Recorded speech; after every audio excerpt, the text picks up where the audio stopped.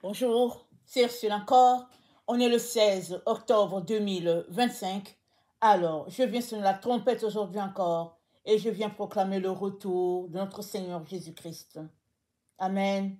Alors, c'est l'heure de bâtir. Amen. C'est l'heure de bâtir. Dans Ecclésiaste, il nous est dit, dans Ecclésiaste 3, il nous est dit qu'il y a un temps pour toutes choses. Sur la terre, il y a un temps pour toutes choses. Il y a un temps qui vient, n'est-ce pas? On va lire le passage rapidement et on va regarder. Dans Ecclésiaste 3, le verset 3, c'est dit, il y a un temps pour tout, un temps pour abattre et un temps pour bâtir. Amen. Il y a un temps pour abattre et un temps pour bâtir. Alors, qu'est-ce que les gens abattaient? Ils abattaient les arbres, n'est-ce pas? Et après, ils prenaient ça, ils allaient bâtir avec. Et puis aujourd'hui, on sait qu'avec la technologie, voilà, on a toutes ces entreprises-là qui vont prendre le bois, le transformer sous toutes les formes afin qu'on puisse bâtir si ce qu'on veut bâtir requiert du bois.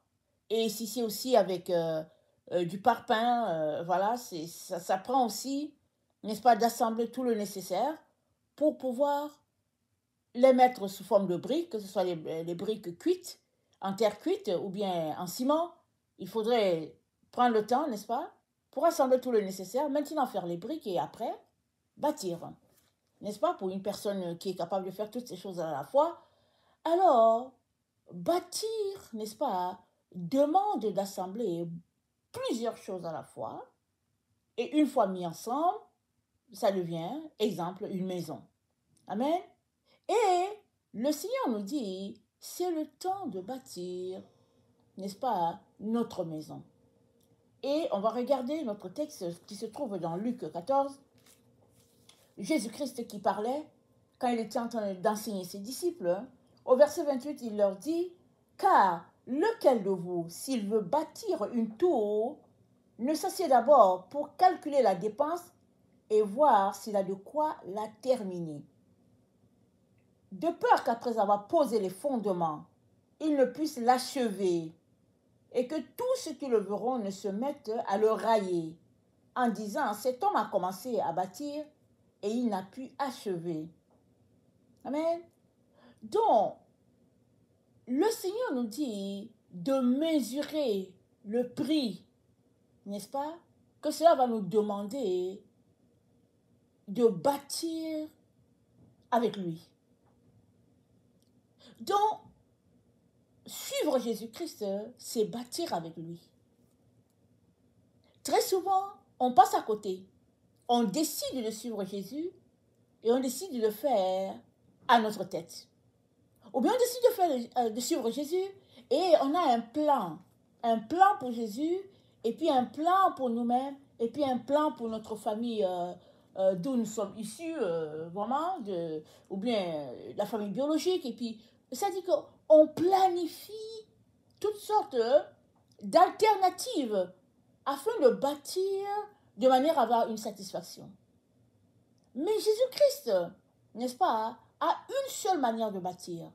Voilà pourquoi, alors qu'ils étaient en train, n'est-ce pas, de marcher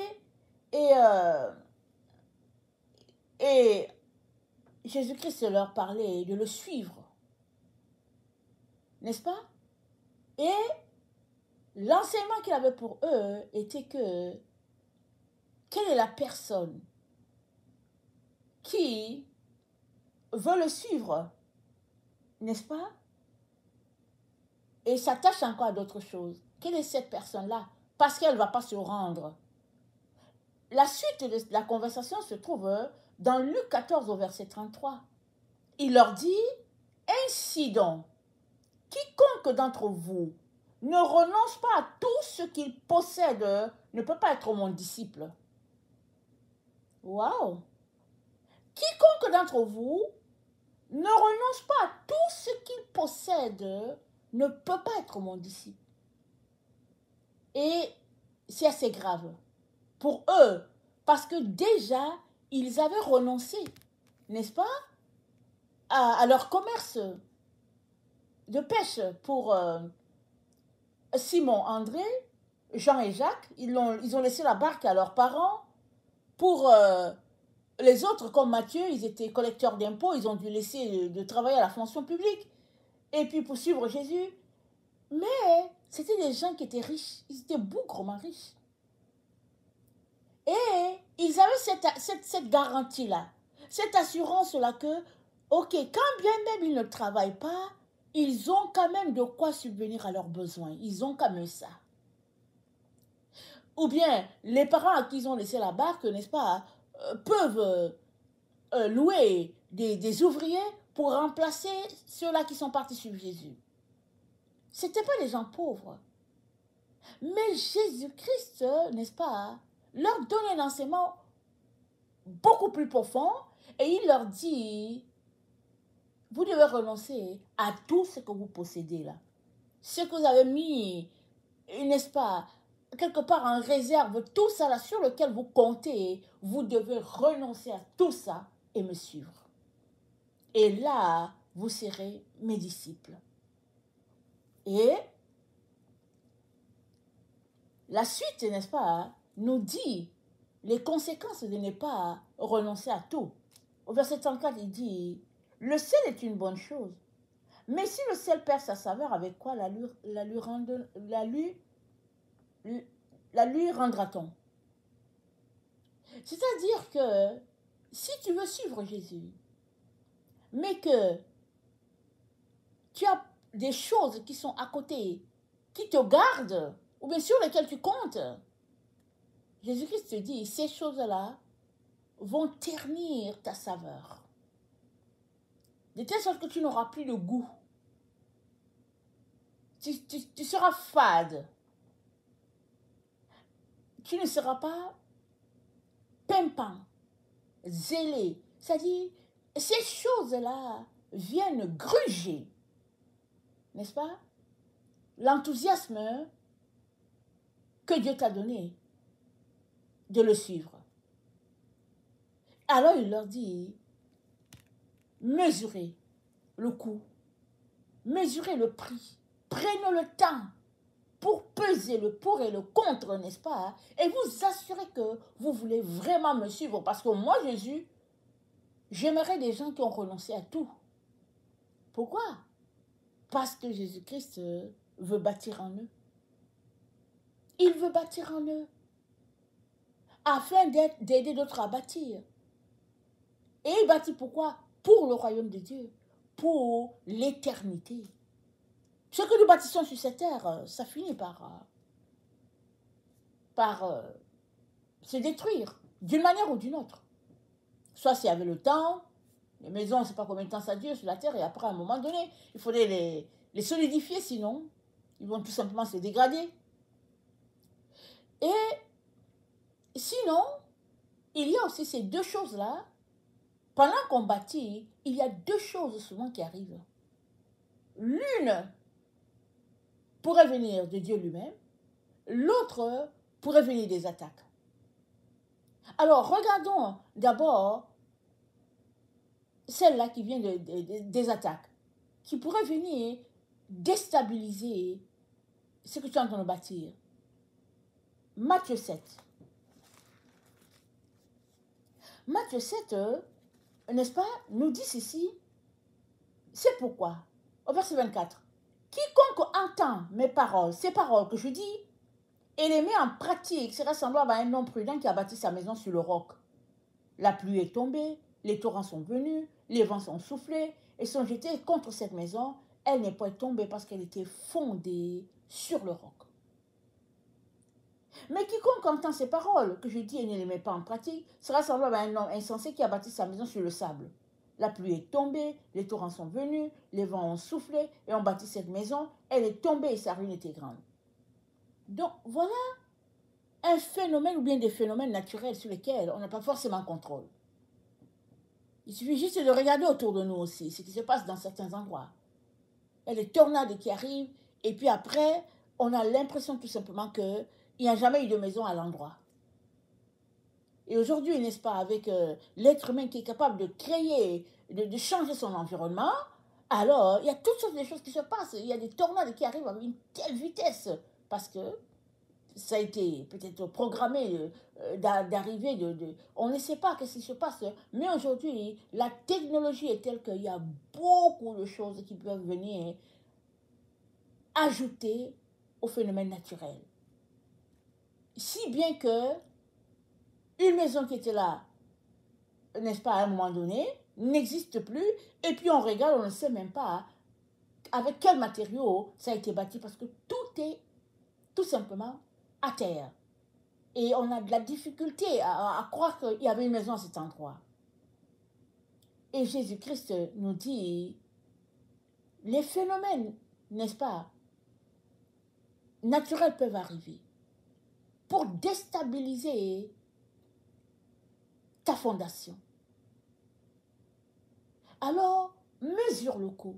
Si ces phénomènes-là arrivent, seras-tu préparé? Alors il te dit, comment te préparer? Et il dit, n'est-ce pas, quiconque entend mes paroles et les met en pratique sera semblable à un homme prudent qui a bâti sa maison sur le roc. Donc il est en train de dire que les épreuves, n'est-ce pas, de la vie, n'est-ce pas, vont venir. On ne sait pas quand, comment, ça va venir. Ça fait partie de la vie. Voilà pourquoi il parle de la pluie, il parle du vent, il parle des torrents. Ça fait partie de la vie. Si tu es né sur cette terre, alors à un moment donné, ce sont les choses qui arrivent. Le vent souffle et puis ben voilà. On ne sait pas où il va, mais il souffle. Et c'est comme ça. Alors il prend ce phénomène-là pour dire, on pourrait se retrouver à vivre des situations comme ça, spirituellement. Mais pour quiconque a mis en pratique la parole de Dieu, cette personne s'est solidifiée. Elle est devenue, n'est-ce pas, elle a bâti sur un roc. De telle sorte que, malgré l'intensité de l'épreuve, la maison tient. Parce que le roc, c'est Jésus-Christ. Parce que la personne a bâti sur Jésus. Et Paul vient, n'est-ce pas, renchérir en disant, n'est-ce pas, que dans 1 Corinthiens 3, on va lire rapidement, 1 Corinthiens 3, Paul dit, au verset 11, car personne ne peut poser un autre fondement que celui qui a été posé, à savoir Jésus-Christ. Donc Jésus-Christ, c'est le fondement, c'est lui le roc. Alors il dit, une personne qui a mis la parole de Dieu en pratique, elle a bâti sur le roc. C'est-à-dire, mettre la parole de Dieu en pratique, n'est-ce pas, c'est bâtir avec Jésus, main dans la main. Et c'est solidifier ta maison. Et c'est sûr et certain que, comme c'est sur le roc que tu as bâti, alors quand les vents vont venir et tout, cette maison tient. C'est-à-dire, Jésus-Christ, c'est le plus important pour toi. C'est la personne la plus importante. Il est plus important que tout l'or, tout l'argent, tous les diamants, tout. C'est-à-dire que tout ce que le monde peut t'offrir, Jésus-Christ est plus que cela. C'est pour cela que si la tempête vient, les vents et tout, ben toi tu as Jésus. Ton Jésus, il est partout où tu es. Voilà pourquoi, quand Job a été attaqué, n'est-ce pas, de tout bord, de tous côtés, il est demeuré ferme en son Dieu, parce qu'il savait en qui il a cru. Ses amis ont beau venir le déstabiliser et tout, il disait toujours non, non, non, non. Et il a mis sa foi en Dieu. Et à la fin, Dieu l'a justifié. Parce que Job avait bâti sur le roc. On ne le connaissait pas encore, hein, autant le Job, mais le roc s'est manifesté, c'est notre Seigneur Jésus. Maintenant, si tu as bâti ta maison, n'est-ce pas, juste sur les émotions, sur le paraître, alors c'est dit que le vent est venu, la tempête a frappé, et cette maison a été battue. Elle n'est pas restée. Parce que le fondement de cette maison n'était pas solide.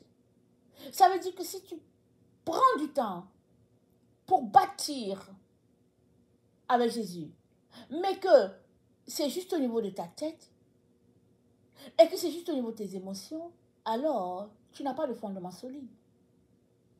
Parce que le roc qui est Jésus, tu ne peux pas ne pas tenir. Si c'est sur lui que tu as bâti, tu vas tenir. Mais si c'est sur tes émotions que tu as bâti, ou bien sur la religion, ou bien sur des livres intellectuels, alors ça ne tiendra pas. Et Dieu vient t'encourager pour te dire, il est important que tu bâtisses ta maison sur le roc. Amen. Donc voilà un phénomène qui intervient dans la vie de tout être humain, ça peut arriver, n'est-ce pas, à n'importe qui, des phénomènes naturels sur lesquels on n'a pas de contrôle, et boum, voilà quelque chose qui est arrivé. Mais quand bien même cette personne perdrait les choses, n'est-ce pas, elle a son Jésus avec elle. Jésus-Christ se dit donc, mesurez le coût, mesurez le prix. Un autre phénomène, n'est-ce pas, arrive aussi dans la vie, n'est-ce pas, des enfants de Dieu. Et ce phénomène, n'est-ce pas, c'est le feu de Dieu. Ça arrive dans la vie des enfants de Dieu. L'autre phénomène naturel qu'on vient de voir, ça arrive dans la vie de tout le monde, ça peut arriver dans la vie des païens, des chrétiens et tout. Mais le feu de Dieu, Dieu l'envoie dans la vie de ses enfants. Alors dans notre texte de 1 Corinthiens 3 où nous sommes, c'est dit au verset 12, « Or, si quelqu'un bâtit sur ce fondement, avec de l'or, de l'argent, des pierres précieuses, du bois, du foin, du chaume, l'œuvre de chacun sera manifestée, car le jour le fera connaître. Parce qu'elle se révélera dans le feu, et le feu éprouvera ce qu'est l'œuvre de chacun. Si l'œuvre bâtie par quelqu'un sur le fondement subsiste, il recevra une récompense. Si l'œuvre de quelqu'un est consumée, il perdra sa récompense. Pour lui, il sera sauvé, mais comme au travers du feu. Alors, le feu de Dieu est là pour tester tes motifs, tes mobiles. Tester, n'est-ce pas, ton enthousiasme pour Jésus. Le feu de Dieu est là. Et c'est nécessaire parce que Dieu a besoin de te classer pour savoir si tu es prêt pour la classe supérieure. Un peu comme quand on fait les examens à l'école. Quand la fin de l'année arrive, il faut passer les examens. On a beau ne pas aimer, mais il faut passer les examens. Parce qu'il faudrait que le professeur sache si il va t'envoyer en classe supérieure, mais si on va te retarder. Pareil, n'est-ce pas, dans la maison de Dieu. Alors il dit, il y a le feu de Dieu qui arrive, et c'est dit, le jour la fera connaître parce qu'elle se révélera dans le feu. Et le feu, c'est quoi? C'est les épreuves de la vie. Alors, on ne peut pas savoir quand viendra le feu, quand Dieu permettra le feu, et on ne sait pas combien de temps ça va durer, on ne sait pas. Tout ce qu'on sait, c'est que il y a un test qui arrive. Et ça, c'est à chaque étape de ta marche avec Jésus. Parce que il faudrait que tu puisses être évalué. Et ça se passe même dans les services, publics ou pas. À un moment donné, le responsable évalue ses employés. Et ça fait partie de la vie. Et Jésus-Christ dit, si ton œuvre est consumée, tu perds ta récompense. Mais si ça subsiste, tu reçois la récompense. Et la récompense, c'est Dieu qui la donne. Alors, il dit de tout faire, n'est-ce pas, pour que ta récompense, n'est-ce pas, soit d'une valeur considérable. Parce que dans un autre texte, il dit que dans une maison, il n'y a pas que les vases viles. Il y a des vases d'honneur, il y a des vases de grand prix, il y a des vases qui n'ont aucune valeur. Mais c'est toi qui donnes une valeur au vase que tu es. Alors si tu bâtis, n'est-ce pas, avec de l'or, des objets précieux et tout, alors tu es en train de donner une valeur à ta maison qui est le temple de Dieu. Mais si tu bâtis avec des matériaux de piètre qualité, alors la valeur, n'est-ce pas, espérée n'est pas là. Et une telle personne, elle sera un vase de valeur vile. Peut-être un vase de terre uniquement. Et nous savons que la terre finit par se briser. Et Jésus-Christ le dit, n'est-ce pas? Pour chacun d'entre nous, c'est de tout faire pour bâtir, de manière à ce que notre récompense subsiste. Et c'est de tout faire pour bâtir, de manière à ce qu'on soit un vase d'honneur, parce qu'on est le temple du Saint-Esprit.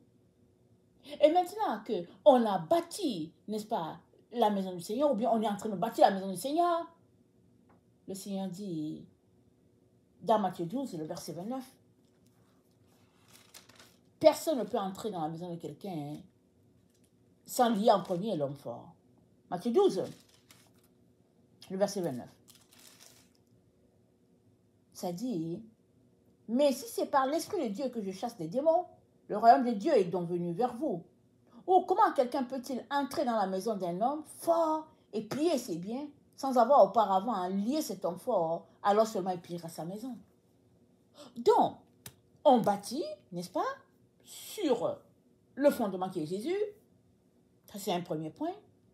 Et puis maintenant, dans ce fondement qui est Jésus, n'est-ce pas, il y a le revêtement extérieur, on a vu, de quoi il est question, parce qu'il faut la fondation, c'est bâti sur le roc, et puis il y a le revêtement extérieur, et puis tout ça, ça va remonter, ça va provenir, n'est-ce pas, des différentes façons comment on bâtit, avec les objets de qualité, comment on se comporte et tout.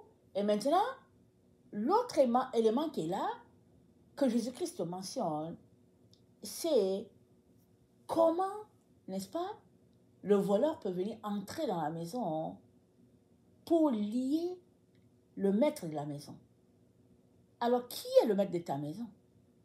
Si tu es au contrôle de ta maison, ça dit de toi, et que tu es un homme fort, une femme forte, alors le voleur ne va pas te lier. Il ne saura comment parce que tu le domines. Mais le voleur viendra toujours. Ça fait partie des obstacles qui viennent se dresser sur le chemin de l'être humain. Le premier obstacle, on a vu, c'est les éléments de la nature. Mais l'autre obstacle qui n'en est pas, en fait, c'est quand le Seigneur vient t'évaluer. C'est quand c'est le temps de Dieu de t'évaluer. Pour toi, ça peut pas paraître un obstacle, mais ce n'est pas un obstacle pour Dieu. Parce qu'il faudrait que tu sois évalué.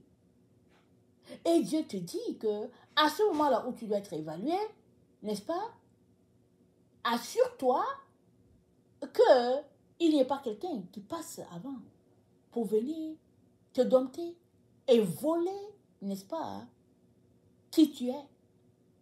Oui, voler qui tu es. Il y a des êtres humains qui ont été volés. Ils ne sont plus là-dedans. Ils sont là sans être là. Ils ont été volés. Ils ont été pillés de qui ils sont.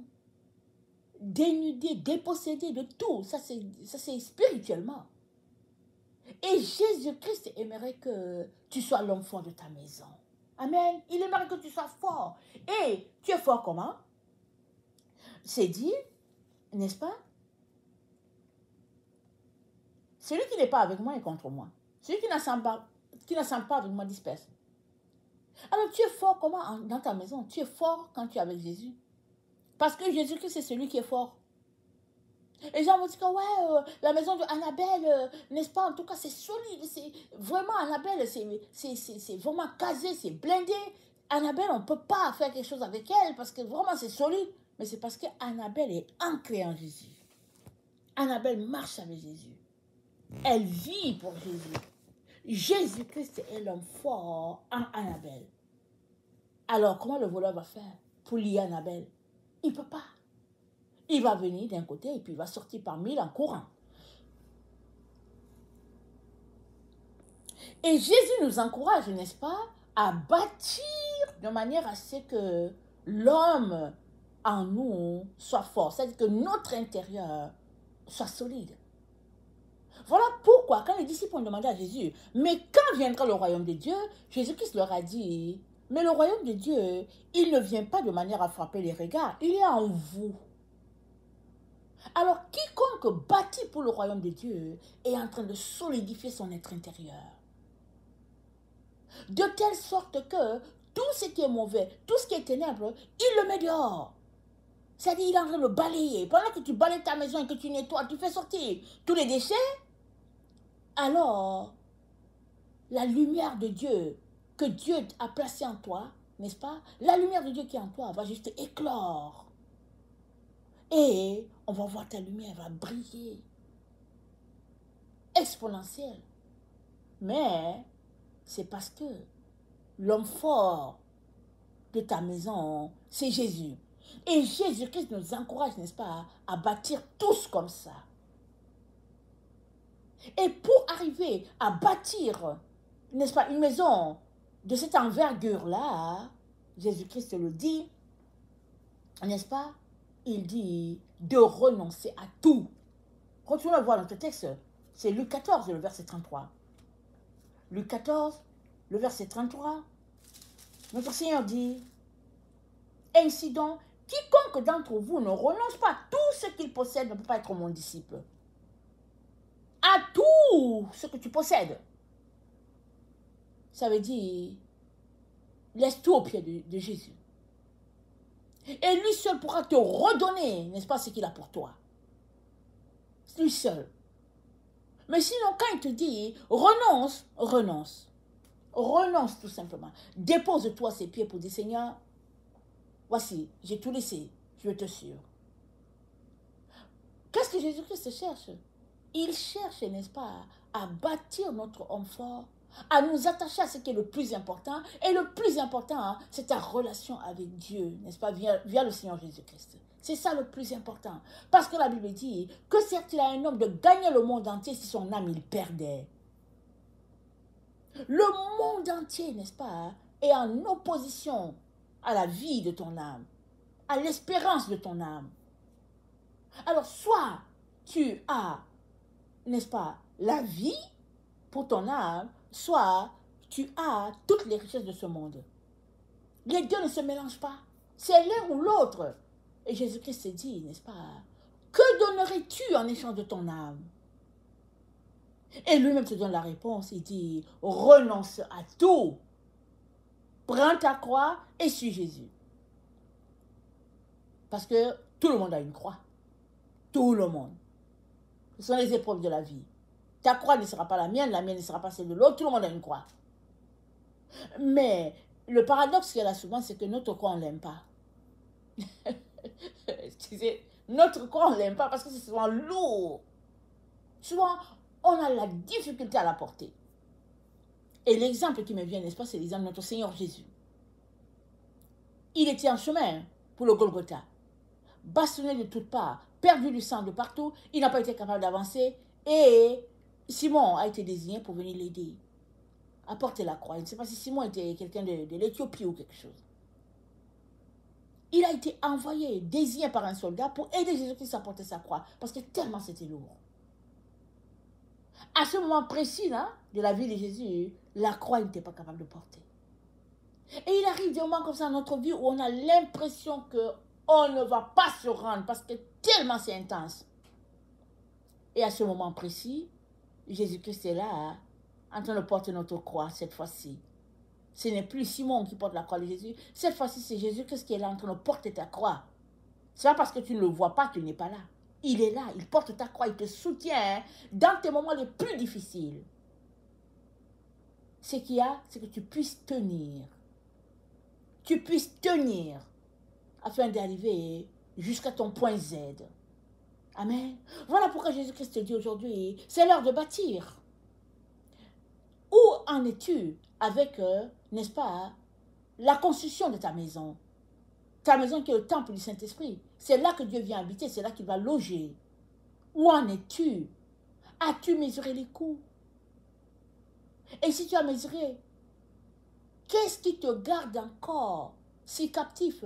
Ou bien si tu as déjà mesuré le coût et que tu as dit c'est Jésus, mais qu'est-ce que tu gardes encore si secret à ton cœur, si proche de ton cœur en disant ça c'est pour moi? Qu'est-ce que tu gardes? Jésus-Christ s'est dit, laisse cette chose-là. Laisse cette chose-là que tu appelles c'est pour moi. Viens sur Jésus. Renonce à tout. Et il t'aidera, n'est-ce pas, à bâtir ta maison sur le roc. Le roc, c'est lui. Et il t'aidera à ce que ta maison soit solide. Il t'aidera à ce que ton homme fort soit vraiment blindé. de telle sorte que dans ces moments que nous passons sur la terre, n'est-ce pas, tu sois ancré pleinement en Dieu, n'est-ce pas, et que l'ennemi, en te voyant, prenne plus ses jambes à son cou pour dire, je m'en vais. C'est ça que Jésus-Christ aimerait pour chacun d'entre nous. Il n'est pas trop tard. Amen. C'est l'heure de bâtir. Et si tu ne bâtis pas pour Jésus, Jésus-Christ te dit, c'est l'heure de bâtir. Parce que personne ne sait ce qui arrive sur la terre. On sait seulement que Jésus-Christ a dit, il en sera comme du temps de Noé. Il en sera comme du temps de Lot. Et quand on regarde, n'est-ce pas, le vécu de ces hommes-là, et puis tout ce qui s'est passé autour, on sait que ce n'était pas des moments faciles. Il est donc très important, n'est-ce pas, chers frères et chers sœurs, que nous puissions mettre de côté toutes ces choses que nous considérons importantes et que nous nous concentrons, n'est-ce pas, à chercher notre Dieu. Amen. Alors, si tu es quelqu'un qui ne connaît pas Jésus encore, je viens t'encourager à lui donner ta vie. Jésus-Christ, c'est le chemin, la vérité et la vie. Il est, n'est-ce pas, le pont entre Dieu et les hommes. En lui donnant ta vie, tu deviens enfant de Dieu, n'est-ce pas, et tu bénéficies, n'est-ce pas, de cette présence de Dieu qui te suit constamment parce que le Saint-Esprit vient habiter en toi, faire sa demeure avec toi. Amen. Alors, je t'encourage à répéter après moi ces prières, si tu le veux, afin que, n'est-ce pas, tu sois connecté à Dieu et que ta vie, n'est-ce pas, puisse compter sur cette terre. Amen. Notre Dieu, nous voulons te dire merci pour tout ce que tu fais pour nous. Merci de m'avoir sauvé à travers ton Fils Jésus. Merci de me donner l'occasion de te donner ma vie aujourd'hui. Je renonce à tout pour toi, Seigneur. Et merci pour le Saint-Esprit qui est là pour m'enseigner et me conduire. Amen. Amen. Alors, cette petite prière, qui n'a l'air de rien, est juste un premier contact pour toi avec Dieu. Continue de venir dans sa présence, lis la Bible, prie, chante-lui des cantiques, n'est-ce pas? Et attends devant Dieu. Attends patiemment devant Dieu. Lui, n'est-ce pas, va te donner tout ce dont tu as besoin pour pouvoir grandir dans le Seigneur et devenir un homme solide qui a bâti sa maison sur le roc. Amen. Que le Seigneur bénisse sa parole et que sa joie soit notre force en ce jour. Amen et alléluia. Amen et amen.